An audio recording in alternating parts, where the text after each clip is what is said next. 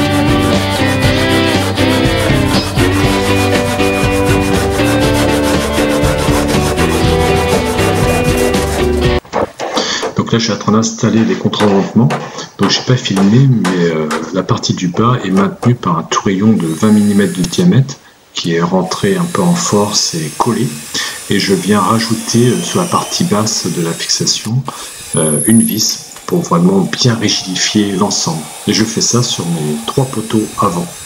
Celui du milieu sera un peu plus petit comme contre-vêtement pour faciliter le passage.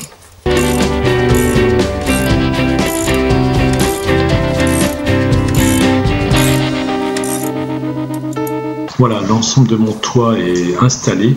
Il est prêt maintenant pour recevoir les lithos que je vais préparer maintenant.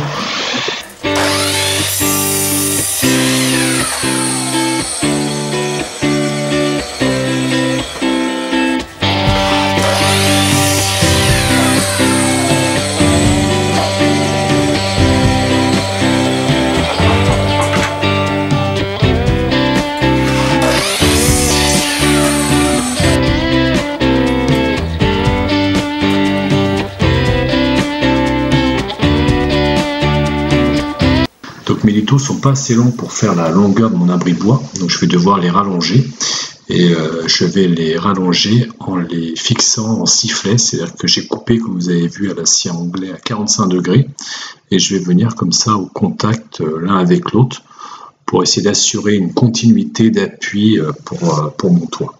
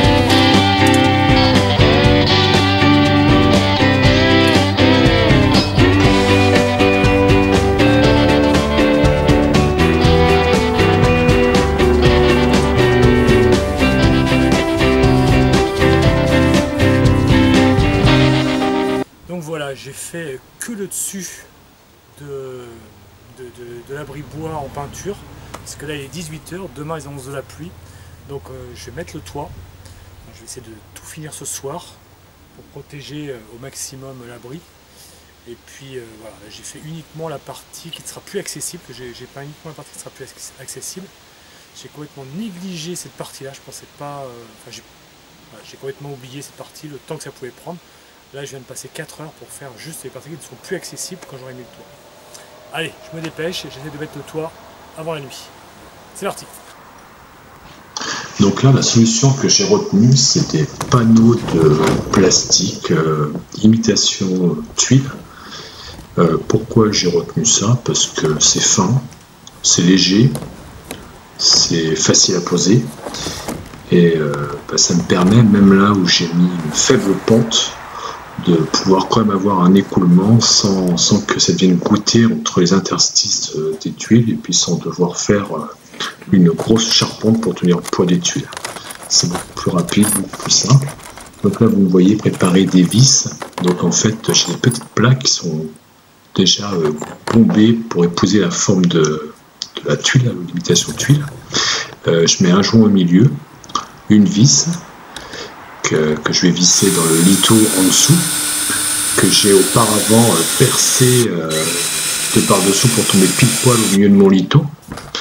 Et je vais mettre par-dessus cette vis un petit cache de couleur du toit pour l'esthétisme et puis pour garantir aussi un petit peu d'étanchéité, pour éviter que l'eau vienne trop stagner sur la tête. Le résultat est pas mal, moi je trouve ça plutôt sympa.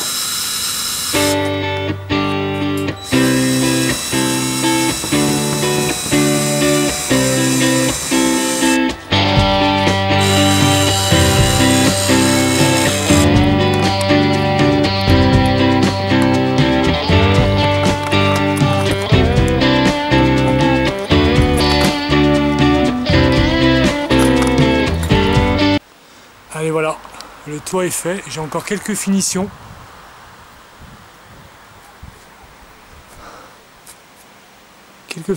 Mais là je sais pas si vous vous rendez compte la caméra, mais il fait nuit. J'ai encore pas mal de choses à ranger. Il y a quelques gouttes hein, qui commencent à tomber tout doucement. Donc je plie tout et puis on verra demain ou quand il fera beau.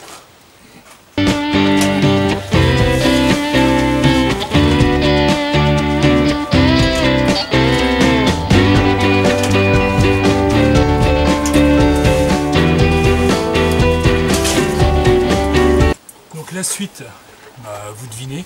Donc qu'est-ce que je mets? Je mets ça, c'est des simples vis à bois auxquelles je rajoute une rondelle et je fais en sorte de les rentrer en biais comme ça, pas droit, pas comme ça. Pourquoi? Parce que la goutte d'eau va venir dessus. S'il était en biais comme ça, la goutte d'eau viendrait dessus et rentrerait dans le bois et pourrirait mon bois. Donc je les rentre en biais comme ça, la goutte d'eau vient ici, même si c'est enfoncé. Et puis elle continue quoi, elle rentre pas, elle continue pas le long de la vis pour rentrer dans le bois. Voilà, c'est la seule précaution que je prends pour visser ces plaques. C'est pas super beau ces plaques, je vous l'accorde. Seulement je les avais, je voulais pas racheter autre chose.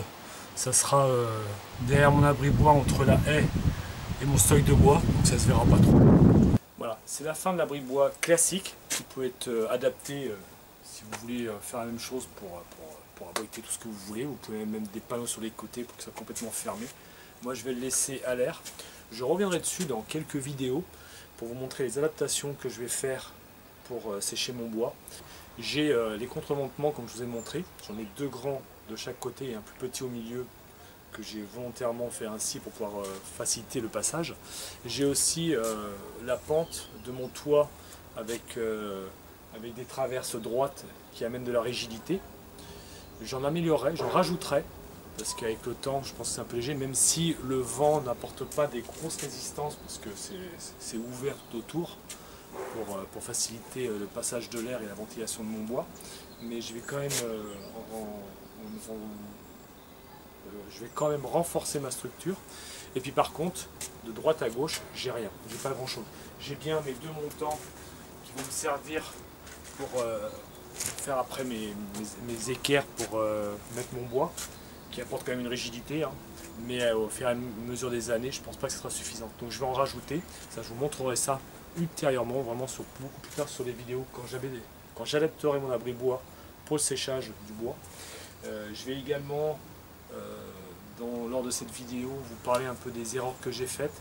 Et puis surtout, j'aurai déjà quelques mois d'utilisation. Je pourrais avoir un petit retour sur ce que j'ai pu voir. Je pense déjà avec certaines faiblesses, comme les solives que j'ai mis pour tenir mon toit. Bon, le toit c'est léger, c'est du plastique. Par contre, je ne suis pas à l'abri d'avoir de la neige, même si on n'a pas beaucoup de neige ici, mais d'avoir du poids et qui viennent flancher ou faiblir. Voilà. Donc voilà.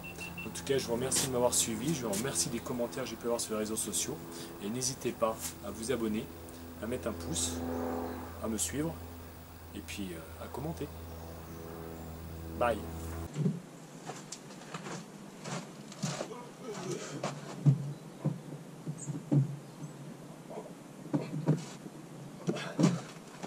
Bon, c'est plus costaud que moi. J'en fais 3, ça me suffit.